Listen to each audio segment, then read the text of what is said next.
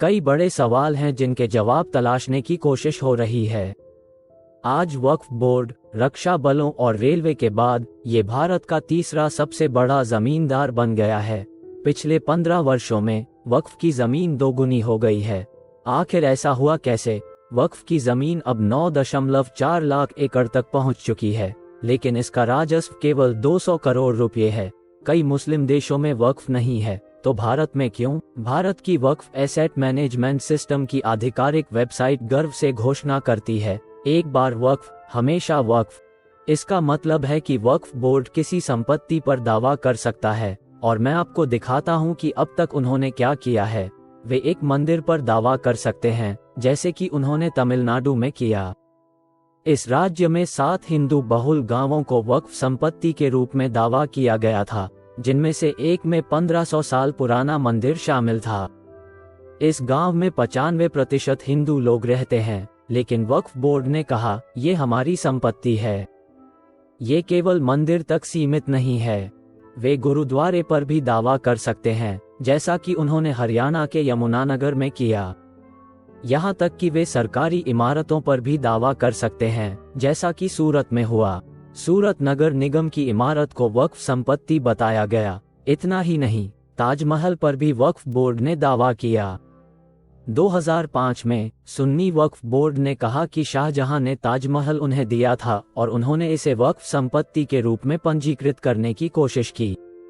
मामला supreme court तक गया, जिसने वक्फ बोर्ड से ताजमहल पर उनके दावे का सबूत मांगा।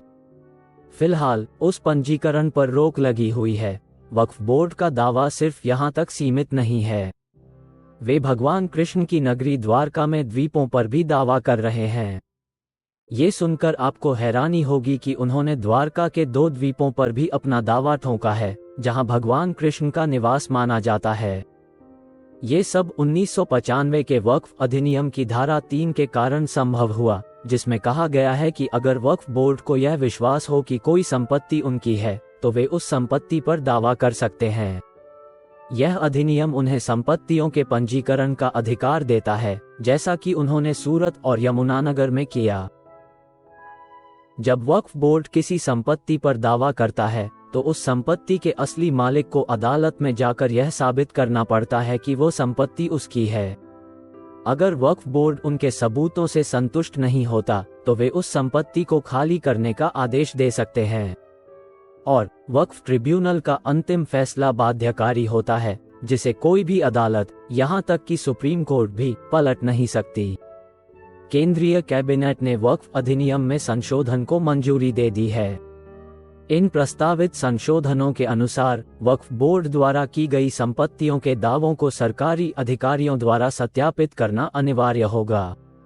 जिला कलेक्टरों के साथ संपत्तियों का पुनः पंजीकरण होगा, और वक्फ बोर्ड की विवादित संपत्तियों के लिए भी सत्यापन अनिवार्य होगा। इस संशोधन से वक्फ बोर्ड में महिलाओं का प्रतिनिधित्व भी बढ़ेगा और संपत्ति के दुरुपयोग को रोकने के लिए जिला मजिस्ट्रेटों की निगरानी में सुधार होगा। मोदी सरकार ने इस कदम के जरिए वक्फ बोर्ड की अनियंत्रित शक्ति को कम करने का फैसला किया है।